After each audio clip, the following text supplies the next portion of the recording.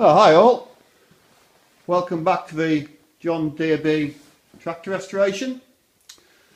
And in the last video I decided I would fit the steering pedestal. The reason being is I want to try and take the flash of light, I want to try and take this A-frame down, because I think with the A-frame out the way it'll make it easier to fit the radiator, get the cylinder head put back on, and also make it easier to be able to sort out the fan shaft that runs along the top there.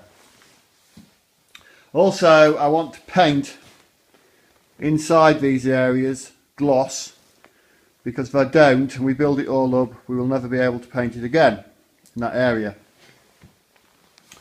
And so the decision's made, we're going to fit that pedestal, get the A-frame down. Now, over the years, I've spoken with some of the old timers that used to drive these old John Deere B's tractors and A's and B's. One thing that came to light was that the B always was known for its heavy steering. And I think the reason that is such as the Model A and the Model H used a proper bearing as a thrust bearing in the bottom of the spindle, whereas the B, we'll pan you around here, the B for some reason or other, John Deere, I don't know why, probably an economy thing, actually used a thrust washer.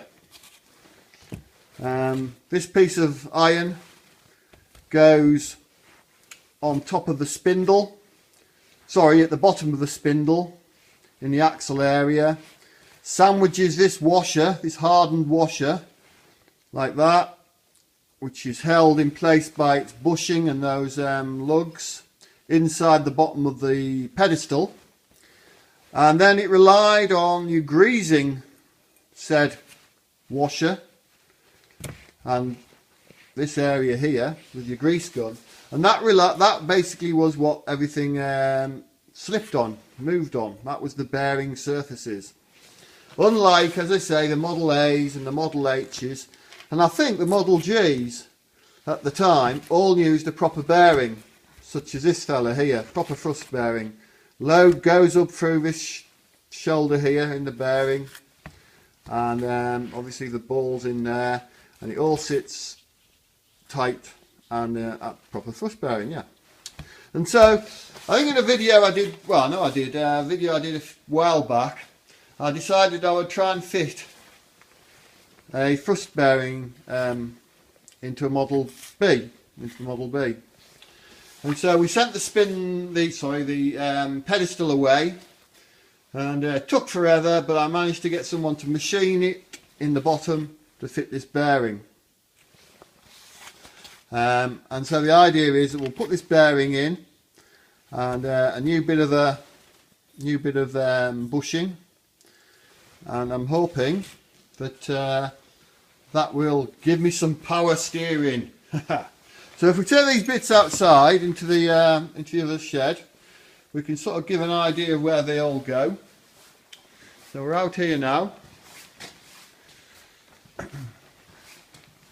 So there we have the pedestal there, and there we have obviously the steering spindle, the two stub axles where the wheels go on, and the actual main spindle itself. And so my idea is I'm going to keep this piece, so that slides down the stand this up if I can do this without dropping everything. There we go. So that piece there slides down the actual spindle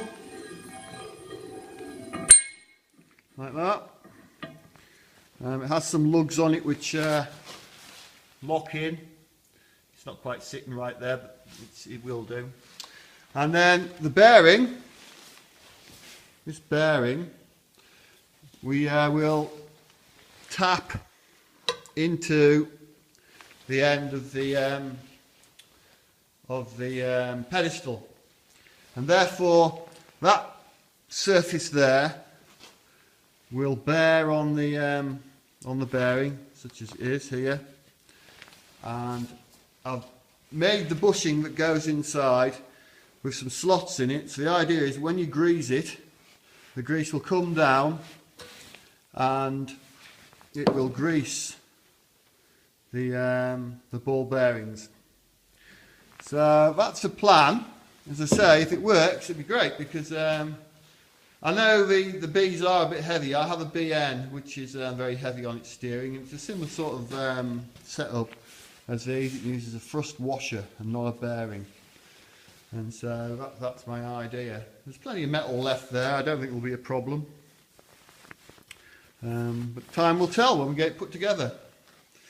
So the next, as I say, the job now is to put these bearings together, get the steering spindle in, and get the gear on the top so it can't drop out, and then we'll fit the spindle, the pedestal, sorry.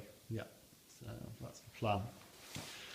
Okay then, I'll try and get that put together. Alright then, thanks for watching, bye.